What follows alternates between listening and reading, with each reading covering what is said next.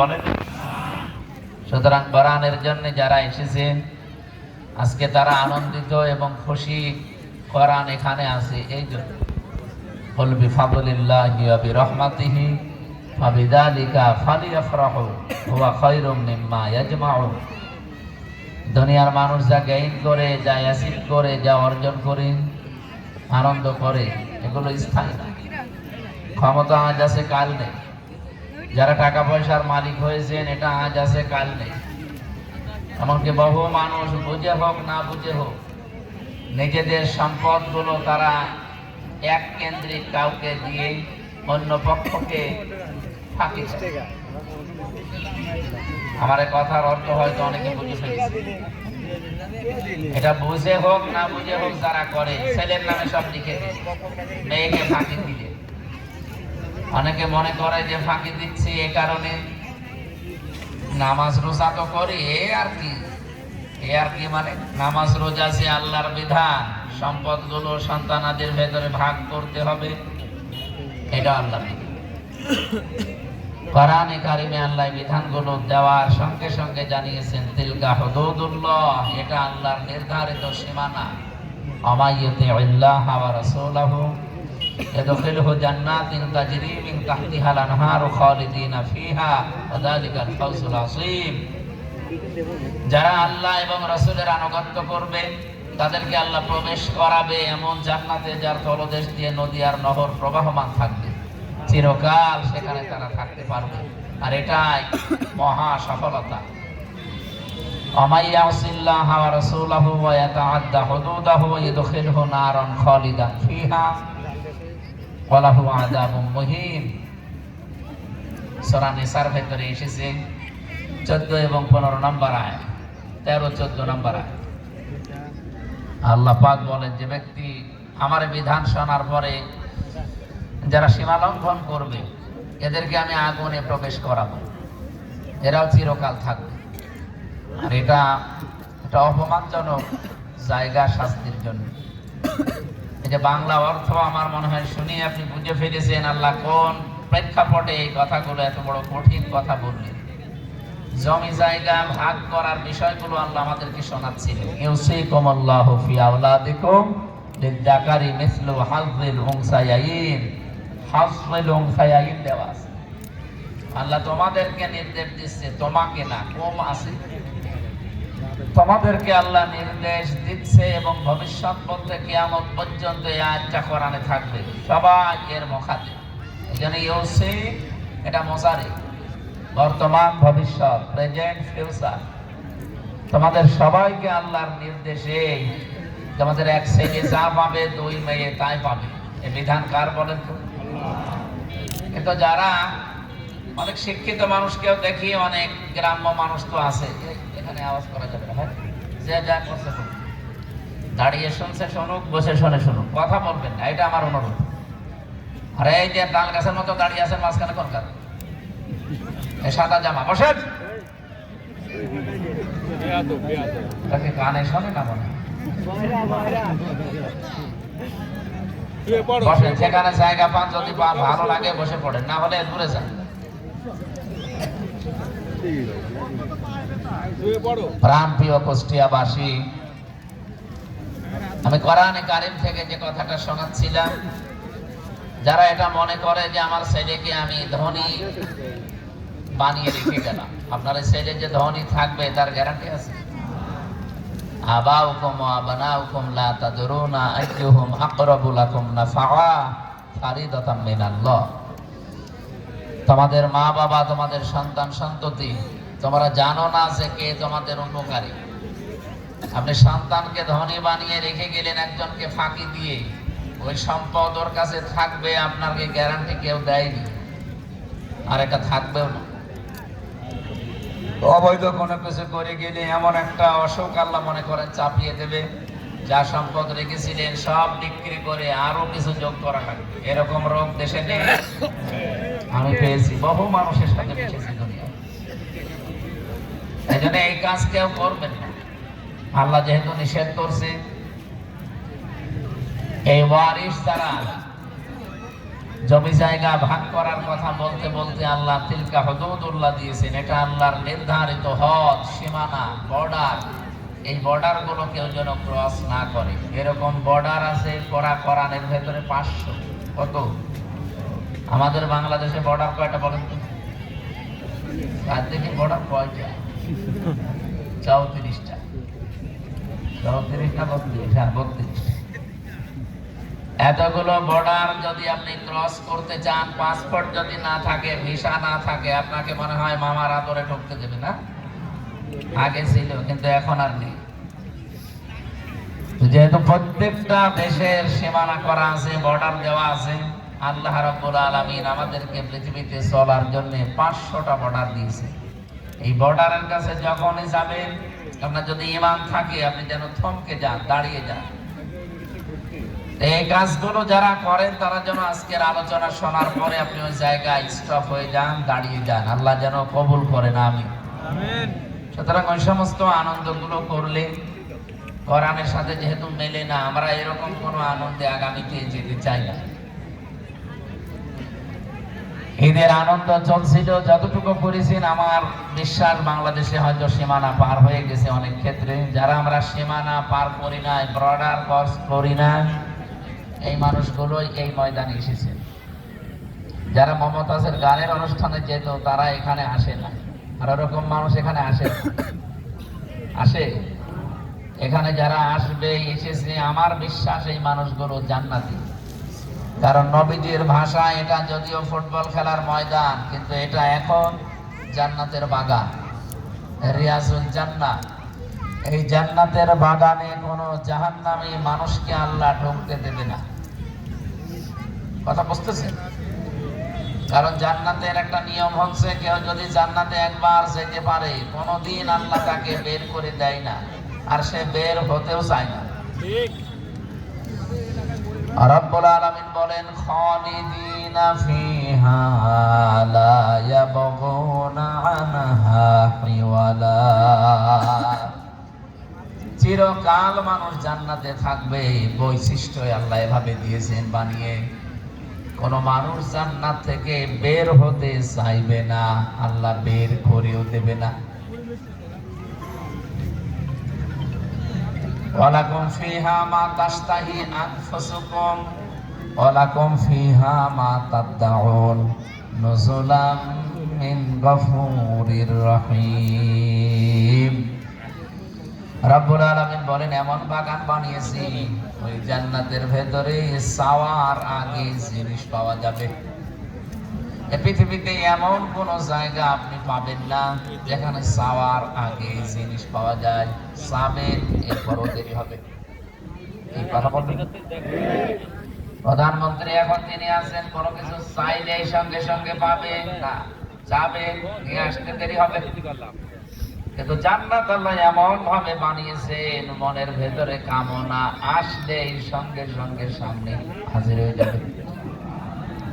নবীজি বলেন, কোন মানুষ যদি জান্নাতের ভেতরে, নহরের ভেতরে যায়, হঠাৎ একটা মাছ লাফ দিয়ে এসে আপনার ডিঙ্গি, নৌকা, জাহাজ চাই বলেন আসবে, এসে বলবে, আল্লাহর বান্দা, আপনি কি আমাকে খেতে চান? মনের ভেতরে যদি কামনা আসে যে মাছটা খেতে পারলে ভালো হতো, সঙ্গে সঙ্গে রান্না হয়ে আপনার সামনে চলে আসবে।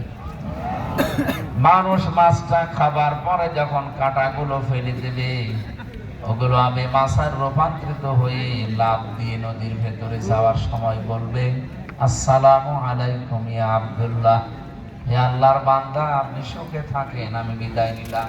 এটার নাম জান্নাত। সুবহানাল্লাহ।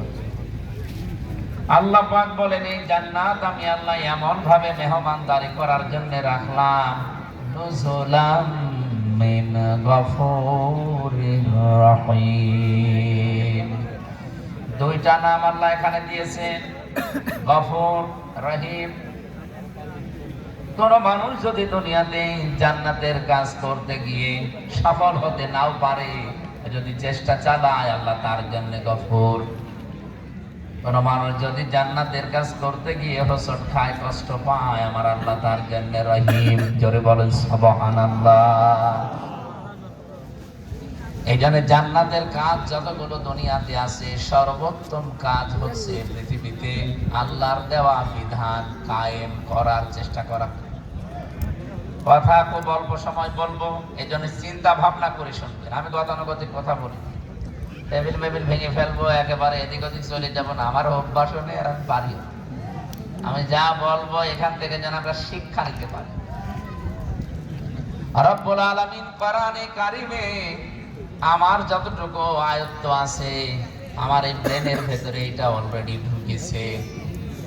আল্লাযী খালাকাল মাউতা ওয়াল হায়াতা লিয়াবলুওয়াকুম আইয়ুকুম আহসানু আমালা ওয়া হুয়াল আজিজুল গফুর। আগের আয়াতে বলেছিলাম নুজুলাম মিন গফুরির রহিম, একটা গফুর একটা রহিম। আর এই জায়গায় কি আছে? হুয়াল আজিজুল গফুর, দুইটা নাম আছে। আপনি কোনদিন চিন্তা করেছেন আল্লাহ এই নামগুলো কেন বক্তব্য দেওয়ার পরে পরে ব্যবহার করেন? আপনি দেখবেন বিভিন্ন কথা বলার পরে আল্লাহ তার নাম ব্যবহার করেছেন। আমি আজকে তেলাওয়াতকৃত আয়াতে নামাজের ভেতরে পড়ছিলাম, কোন জায়গায় আল্লাহ নামাজের ভেতরে যেগুলো আমরা পড়ি কিছুক্ষণ পড়ে পড়ি তার নাম দিয়েছেন। ইন্নাল্লাহা কানা আলিমান হাকিমা ওয়া কানাল্লাহু গফুরুর রহিমা। এই নাম শোনেননি? এরকম 500 নাম আছে আল্লাহ, আমরা 99টা জানি বেশিরভাগ। 500 নাম আল্লাহ কোরআনে কারিমে এবং অন্যান্য আসমানি কিতাবের ভেতরে ছড়িয়ে রেখেছিলেন। আপনি তাওরাত পড়বেন, ইনজিল দেখবেন, জাবুর দেখবেন, ওই যে 100 সহিফার নাম শোনেন, এগুলোতে ছড়ানো আছে আল্লাহর নাম। 4,901টা আমি অন্যান্য তাফসিরের ভেতর থেকে কোট করেছিলাম। 99টা নাম অলরেডি আল্লাহ কোরআনে কারিমে বিভিন্ন জায়গায় এভাবে দিয়েছেন। এখানে যে 2টা নাম দিয়েছেন আমার এই ছোট্ট মাথা এটা ধরা পড়েছে তাফসির পড়ার মাধ্যমে। রব্বুল আলামিন বলেন তোমাদের হায়াত আর মওত বানিয়ে দুনিয়ায় পাঠালাম কেন জানো? লিয়াবলুওয়াকুম আইয়ুকুম আহসানু আমালা, আমি যেন তোমাদেরকে পরীক্ষা করে নিতে পারি তোমাদের ভেতরে কে সবচাইতে ভালো কাজ করে আমার কাছে আসতে পারো। এ পর্যন্ত শুনেছেন কারা কারা? হাত তোলেন। ও বাবা, কার সামনে ওয়াজ করছে? এখনো সবগুলো হাত ওঠে না, তার মানে আপনার অন্য খেয়ালে আছে। এভাবে ক্লাস করা যাবে না, আরো একটা বাবা লাগবে। এদিক দেখান, যা বলবো সেই গোড়া থেকে শেষ পর্যন্ত আমি কমপক্ষে 7টা শিক্ষা দিয়ে শেষ করে দেব। আমাদের মওত আর হায়াত আল্লাহ বানিয়েছেন। আল্লাযী খালাকাল মাউতা ওয়াল হায়াতা, আল্লাযী খালাকাল হায়াতা ওয়াল মাউতা দেয়নি, আগে মওত বানালাম এরপরে হায়াত বানালাম। এখানে আমার মনে হয় আলেমরা ছাড়া কেউ বলতেই পারবেন না যে আমাদের হায়াত কয় প্রকার। পারবেন? আমাদের হায়াত 5 প্রকার। এই পৃথিবীতে আসার আগে 2টা হায়াত আমরা পার করে ফেলেছি। একটা আলমে আরওয়াহ রূহের জগৎ, একটা আলমে বতুন মায়ের পেটের জগৎ। এখন যেটা আছে আলমে দুনিয়া, এই পৃথিবীর জগৎ। এরপরে আরেকটা সামনে আসছে আলমে বারজাখ, কবরের জগৎ। এরপরে একটা সর্বশেষ আসবে আলমে আখিরাত, পরকালের জগৎ। এই 5টার ভেতরে 2টা অলরেডি পার করে ফেলেছি, সামনে 2টা আছে, মাঝখানেরটায় আছি। তার মানে যেহেতু 2টা পার হয়ে গেছে, সামনে 2টা আছে, মাস্ট বি আপনাকে সামনের 2টায় যাওয়াই লাগবে। এই কথা বুঝতেছে? আল্লাহ আগে হায়াত ওয়াল মাউতা দেননি, আল্লাযী খালাকাল মাউতা ওয়াল হায়াতা দিয়েছেন। আমি যতগুলো তাফসীর আয়ত্ত করতে পেরেছি সব মুফাসসির একমত আল্লাহ মানুষকে এটাই স্মরণ করাতে চায়, বান্দা বান্দি যত উপরে ওঠো না কেন, সব সময় এই চিন্তা করবা যে মরা লাগবে। এই চিন্তাটা যার ভেতরে যত বেশি বদ্ধমূল হবে, ওর দুনিয়ার জীবন তত বেশি পরিচ্ছন্ন হবে। আমি যত উপরে উঠি না কেন, আমি যেহেতু একেবারে এমপি পর্যন্ত হয়ে গেছি, এখন এই দেশের সর্বোচ্চ আর একটা ধাপ আছে মন্ত্রী, এরপরে আর নেই। আমি যত উপরে উঠি না কেন, এই চিন্তা যদি আমার থাকে যে আল্লাহ আমার মরা লাগবে, আমার দ্বারা দুর্নীতি করা সম্ভব না। এরপরে আল্লাহ দিয়েছেন লিয়াবলুয়াকুম, লি মানে জানো, তোমাদের সবাইকে আল্লাহ পরীক্ষা করতে চান। আইয়ুকুম, তোমাদের ভেতরে কে আহসানু আমালা, আকসারু আমালা দেয়নি আল্লাহ, যে বেশি বেশি কাজ করে আসতে পারে। আল্লাহ বলেন আমার বেশি কাজ লাগবে না, আমার ভালো কাজ লাগবে। কি কাজ? আমি চাই মানুষ যেন ভালো কাজ করে আসে।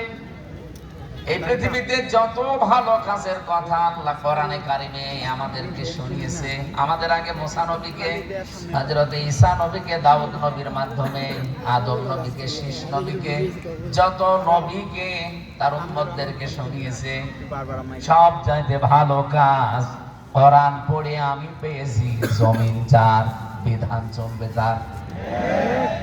এটা আমি কি ভুল বললাম?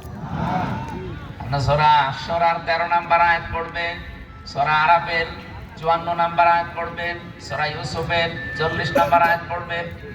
পড়া কোরআনে এরকম 918 জায়গায় ডাইরেক্ট ইনডাইরেক্ট আমি পেয়েছি। যেহেতু জমিন যার, এখানে বিধান আইন কানুন চলা লাগবে তার, এটা তো ফেরেশতারা এসে চালাবে না, আমাদের চালানো লাগবে। এই চালাতে গেলে কি কি করতে হয়, যে 5টা ধাপ পার করা লাগে। তার ভেতরে 1 নম্বরে আপনাকে দল করা লাগবে। আলতাকুম মিনকুম উম্মাতুন ইয়াদউনা ইলাল খায়র, তোমাদের ভেতরে একটা দল থাকতেই হবে। এখানে 5টা বিষয়ের ভেতরে 1ম নম্বরে দল। এখানে যদি আমি দল তৈরি করতে চাই, 1 নম্বরে কাতারবদ্ধ হওয়া লাগবে, কারণ গণনা করে করে আপনাকে আমাদের দলে নেওয়া লাগবে। রব্বুল আলামিন বলেন, পৃথিবীতে যত কাতার মানুষ বানায়, যত কাতার তৈরি করতে পারে, 2টা কাতার আমি আল্লাহর কাছে সবচাইতে প্রিয় এবং আনন্দের। এই 2টা কাতারে যাদেরকে দেখি, তাদের দেখলেই আমি আল্লাহর ভালো লাগে, আমার পছন্দ হয় তাদেরকে। কয়টা? আরো জোরে বলেন, আর একবার বলেন। আপনি দেখেন তো কোন কাতারে আছেন, নাকি না বলবো না? বলেন, বললে হবে, মানা লাগবে। 1 নম্বরে কাতারের নাম